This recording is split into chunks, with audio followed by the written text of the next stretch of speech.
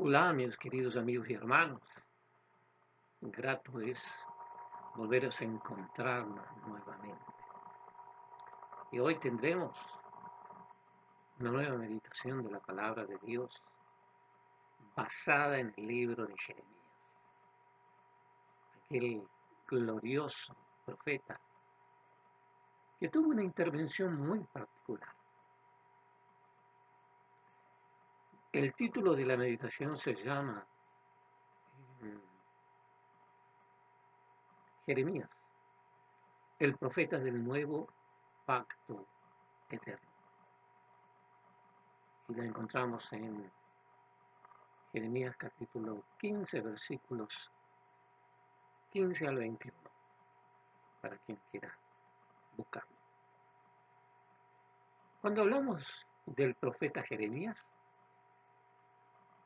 nos tenemos que remitir al periodo en que nació, vivió y fue llamado. Es lo que se denomina la era de los reyes, que tuvo una duración aproximada de 1000 años antes de Cristo. Él vivió en el siglo sexto, un periodo difícil y lamentable para el pueblo de Israel. Hay que destacar que los tres primeros reyes de Israel, estamos hablando de Saúl, el gran David y su hijo Salomón, fueron los únicos reyes que procuraron mantener la unidad de Israel. Y así fue como eh, llegamos al siglo sexto, en el cual era contemporáneo Jeremías. De ahí en adelante, a partir de la descendencia de Salomón, tomó el reinado su hijo Roboam. Y la palabra lo describe como un rey que hizo lo malo ante sus ojos. Dice que hizo lo malo delante de Jehová, literalmente. Tristemente, Salomón no se caracterizó precisamente por ser un rey moderado, todo lo contrario. Asumiendo que tenía una riqueza incalculable y habiendo sido bendecido por Dios,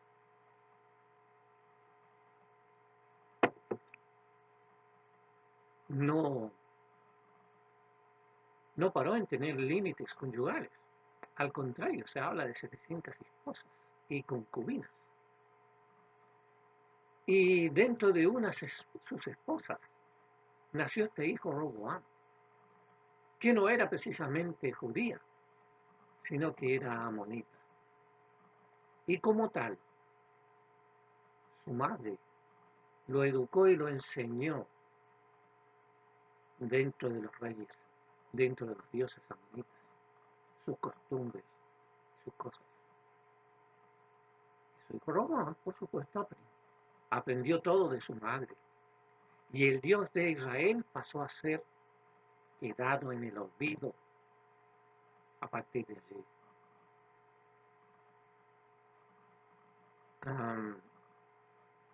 El reino se divide entre el reino del norte con su capital Jerusalén y el reino del sur con su capital en Judá.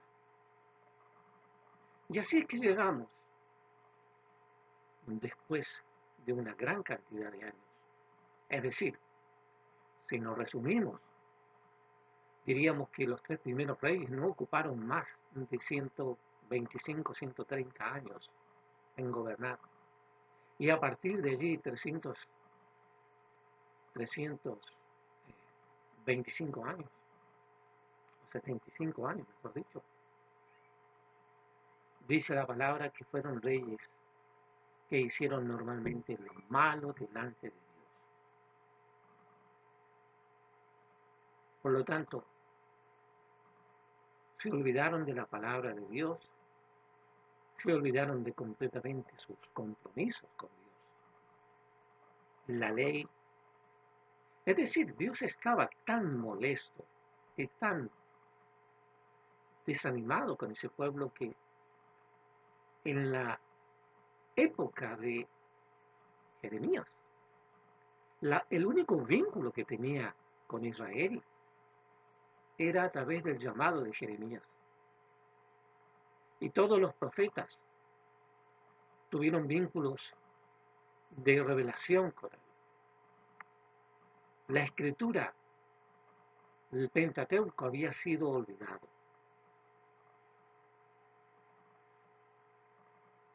Fue así que el profeta Jeremías, según el capítulo 1, Jeremías del 5 al 9, dice: antes que nacieras, te santifiqué y te hice profeta.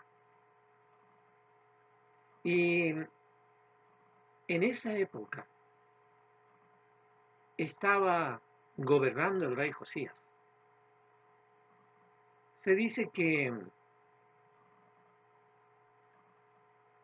uno de sus súbditos, sus empleados, encontró en las ruinas de Jerusalén el libro de la ley, o sea, el Pentateuco, escrito por el gran Moisés. Y que éste llamó a Jeremías para que lo estudiara y le informara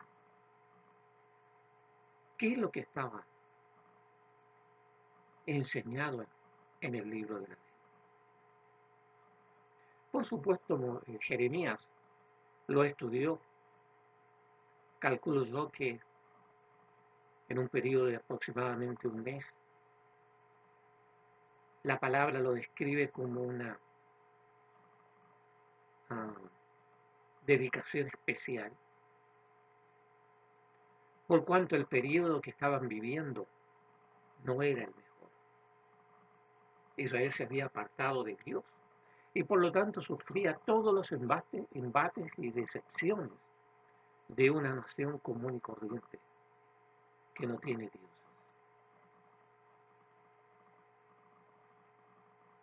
Le comunica después Jeremías, el rey, lo que había estudiado. De tal manera impactó encontrar la ley que Jeremías quedó perplejo con lo que había estudiado, porque se dio cuenta, ¿no?, a lo que estaban enfrentando, al Dios vivo y verdadero. Y a pesar de que este rey Josías se arrepiente y quiere volver a tener una buena relación con Dios, Dios ya había determinado, para tristeza de ellos, un castigo tremendo que se cumpliría unos años después. Serían nuevamente esclavizados por 70 años por Babilonia, cuyo rey Nabucodonosor destruyó la ciudad de Jerusalén y se los llevó presos como esclavos a Babilonia.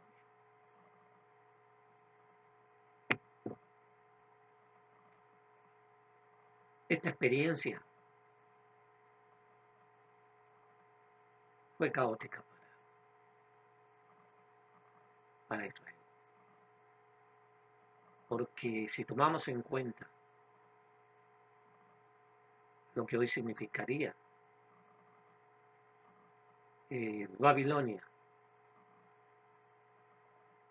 el imperio sirio y el imperio egipto eran los imperios predominantes de la época. Es como si hoy estuviéramos hablando de Estados Unidos, China y Rusia. Cualquiera de estos países que quiera invadir Israel estaría en la misma situación. Pero vayamos al capítulo 15 de Jeremías.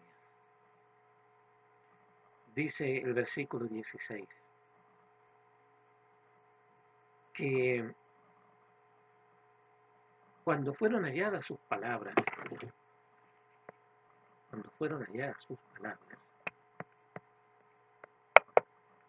Dice Jeremías que transformó su conocimiento de Dios y transformó su corazón. Y literalmente dice, fueron halladas tus palabras y yo las comí. Y tu palabra me fue por gozo y alegría de mi corazón. En ese contexto, Jeremías declara la necesidad y el hambre por la palabra de Dios, el libro de la ley.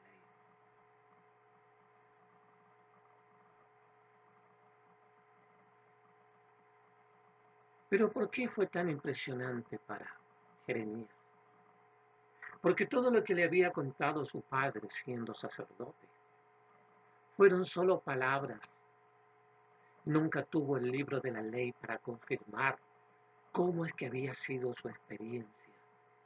Y Jeremías, al leer la escritura, al leer los escritos de Moisés, comenzando por el Génesis, se dio cuenta cómo había sido formada la creación, cómo había sido formado el hombre, cómo había sido expulsado del paraíso, del huerto de Edén, y cómo así fueron sucediendo las generaciones. Por eso dice Jeremías que quedó impactado y la ansiedad de querer aprender más fue muchísimo más.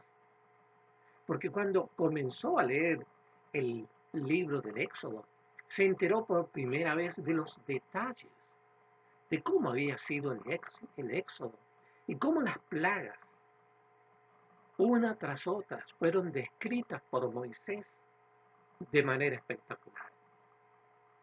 De la misma forma que atravesaron el Mar Rojo y estuvieron vagando en el desierto por más de 40 años, nada más que por desobedecerle a Dios. Un desierto que no tomaba más de 2 meses atravesarlo. Se demoró 40 años.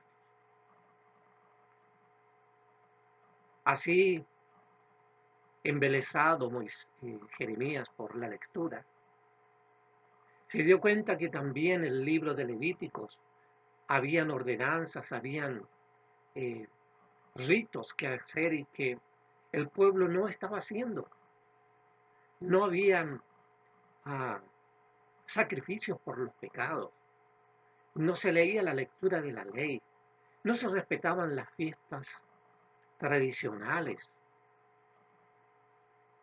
Leyes que Dios había ordenado hacer.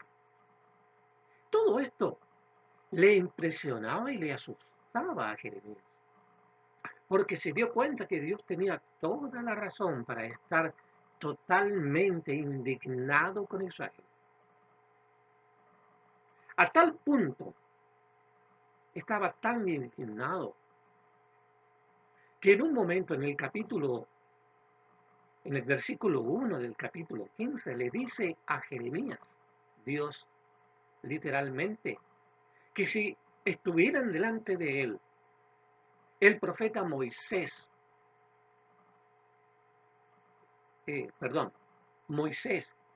y el profeta Samuel, les diría, por favor, aleja de mí este pueblo, no quiero saber más de ellos, me tienen aburrido, estoy decepcionado de ellos.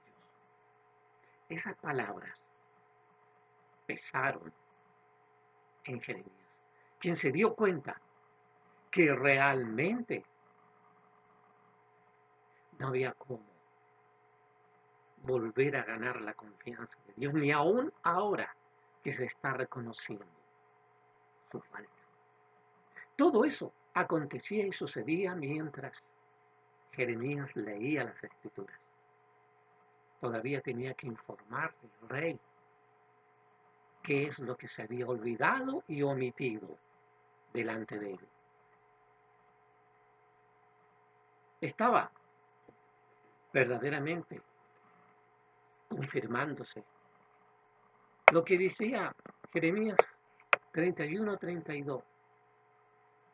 Ellos olvidaron mi pacto. Olvidaron mi pacto.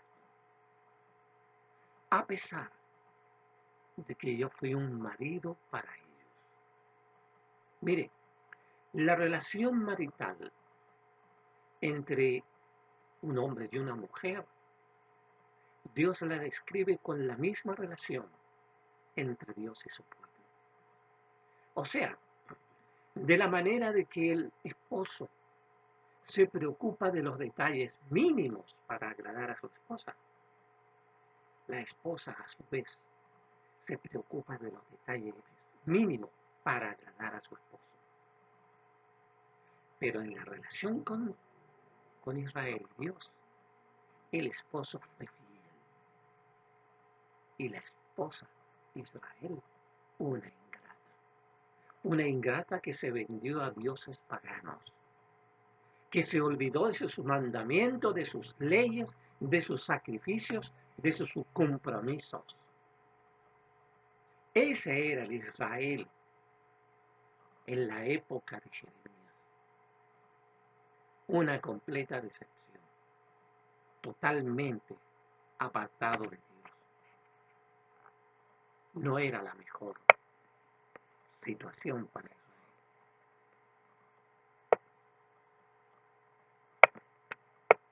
Créame que si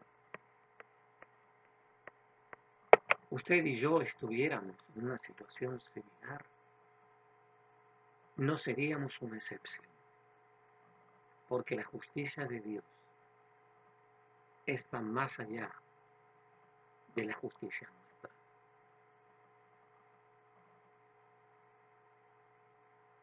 Tal impresión quedó el propio rey, que le solicitó que volvieran nuevamente a hacer las cosas, a obedecer. Y lo hicieron, pero duró solamente su periodo, porque el rey que continuó fue el rey que pagó las consecuencias del exilio. No duró mucho. Pero ¿sabe qué una cosa? Jeremías fue bendecido por Dios por esta ansiedad de leer su palabra, de ansiarla de tal manera, porque fue el único profeta el cual entendió la situación de Israel.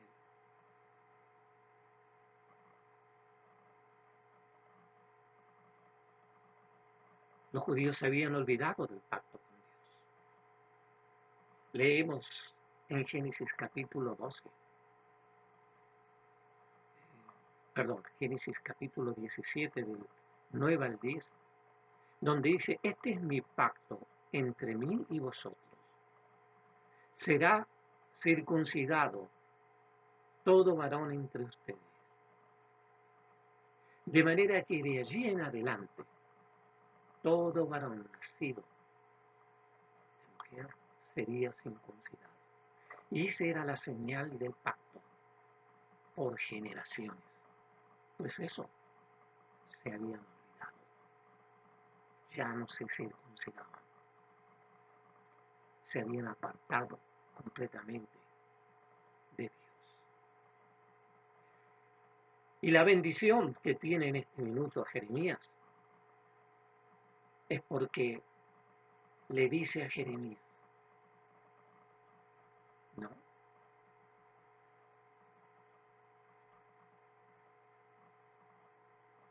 que